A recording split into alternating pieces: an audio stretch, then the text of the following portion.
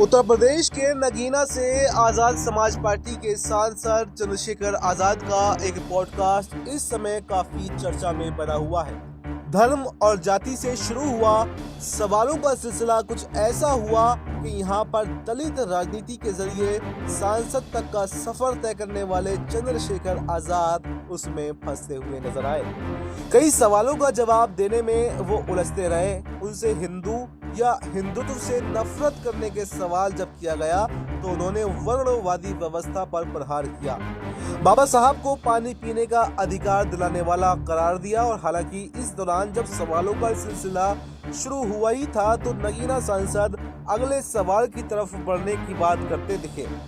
लोकसभा चुनाव 2024 में नगीना सीट से जीत दर्ज करने वाले चंद्रशेखर आजाद ने हर किसी को हैरान कर दिया है। युवा दलित नेता के तेवर खूब चर्चा में है और साथ ही वो लगातार हिंदुत्व पर लगातार प्रहार करते हैं। पिछले दिनों वो शुभंकर मिश्रा के एक पॉडकास्ट में शामिल हुए थे। इस दौरान उनसे जब सवालों का सिलसिला शुरू हुआ तो कई मौकों पर वो फंसते हुए दिखाई दिए। चंद्रशेखर से सवाल किया गया कि आप किस धर्म से आते हैं, तो इस पर उन्होंने जवाब दिया कि मैं इंसान हूं और सभी धर्मों को मानता हूं। हिंदू, मुस्लिम, सिख या ईसाई किसी एक धर्म को मानने की बात करने पर उन्होंने अपनी दलित जागृति का जिक्र किया और इस पर पूछा गया कि आप तो हिंदू ही है ना, तो इस पर चंद्रशेखर ने माना कि हाँ आप सही कह रहे हैं कि हाँ मैं हिंदू हूँ लेकिन मैं पहले एक दलित हूँ। सांसद चंद्रशेखर आजाद से जब सवाल किया गया कि आखिर आपको हिंदू धर्म अथवा हिंदुत्व से इतनी नफरत क्यों है, किस कारण आप इतनी नफरत करते हैं, तो उन्होंने जवाब दिया कि ब्राह्मणवादी व्यवस्था के कारण हमारा शोषण हुआ है। और इसके बाद भी परिवारों के लोगों के हिंदू धर्म से जुड़े रहने पर सवाल किया गया। उनसे पूछा गया कि आपके पिता दादा परदादा का शोषण तो नहीं हुआ। इस पर सांसद ने जवाब दिया कि किसी महादेव की जटाओं से गंगा निकली होगी, कोई भागीरथ उसे धरती पर लाए होंगे, लेकिन हमें पानी पीने का अधिकार बाबा साहब अम्बेडकर ने दिलवाया। सवाल किया गया कि अगर ऐसा है तो आपके पिता दादा परदादाओं ने क्या पानी नहीं पिया, और पानी पिया तो फिर कैसे पिया, वो बिना पानी पिए आखिर जिंदा कैसे रहे। तो इस पर सांसद ने अगला सवाल पूछने की बात कही। सवाल दोहराने पर उन्होंने कहा कि क्या आप कहलवाना चाहते हो, इसका जवाब मेरे पास नहीं है, आपको इस मामले में समझना होगा और इसको समझो।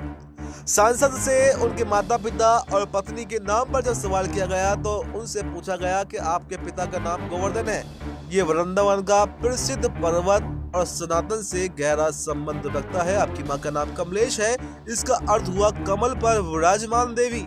पत्नी का नाम वंदना है, जिसका अर्थ होता है पूजा या भगवान का वंदन। इस पर सांसद ने कहा कि बिल्कुल सही है। इसके बाद उनके नाम पर भी सवाल किया गया। उनसे सवाल किया गया कि आप जिस नाम का उपयोग करते हैं वो आपके डॉक्यूमेंट में कहीं है ही नहीं। अगर शहीद बलिदानी चंद्रशेखर आजाद का नाम उपयोग कर आप अपनी मूंछों पर दांव देते हैं तो वो भी तो ब्राह्मण थे। ये विरोधाभासी विचार आखिर क्यों? आपकी नीति और नियत में अंतर दिखता है। इस पर चंद्रशेखर ने कहा कि 100 बात की एक बात, मुझे राजनीति करनी है।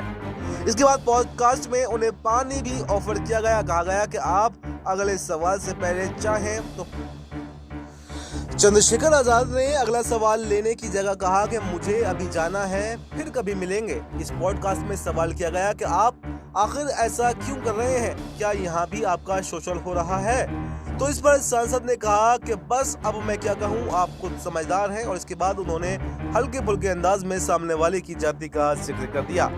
मायावती को लेकर किए गए सवाल के जवाब में भी चंद्रशेखर ने कहा कि बहन जी हमारी नेता हैं, आप नहीं जानते कि मैं उनका कितना बड़ा सम्मान करता हूं। शायद मेरे बारे में उनको किसी ने गलत फीडबैक दिया है। वो जिस दिन मुझसे मिलेंगी उस दिन अपने आप से मेरे सर पर हाथ रखकर कहेंगी कि तुझे काम करना चाहिए। इस पर सवाल किया गया कि क्या आप दोनों के कोर वोटर एक हैं, इसलिए ये सवाल कर रहे हैं। इस पर सांसद ने कहा कि देश की जाति व्यवस्था के कारण इस प्रकार की बातें आती हैं। नगीना सांसद ने कहा कि आप पीएम मोदी को किस आधार पर देखेंगे, वैसे ही बहन जी 4 बार राज्य की सीएम रह चुकी हैं, उन्हें जाति के दायरे में मत बांधिए, वो सबकी नेता हैं और हमने भी खुद को साबित किया है। मैं CAA NRC में जेल भी गया हूँ। नॉन मुस्लिम पहला नेता था जो मैं जेल गया। क्या मैंने मुसलमानों के लिए काम नहीं किया? मैंने हर वर्ग के लिए काम किया है और हर वर्ग के लिए काम करता रहूँगा। बस शर्त यह है कि किसी का शोषण होगा, समाज में कोई खामी होगी तो उसके साथ में मैं खड़ा नजर आऊँगा। और जो स्वर्ण जाति वाले हैं, जो अपने आप में ठीक है, उनसे मेरा कोई भी मतलब नहीं है। तो फिलहाल इस खबर में इतना ही। इस पर आपको क्या कुछ कहना है कमेंट बॉक्स में अपनी राय ज़रूर बताएं और देश दुनिया की तमाम बड़ी खबरों के लिए देखते रहें नेक्स्ट 9 न्यूज़।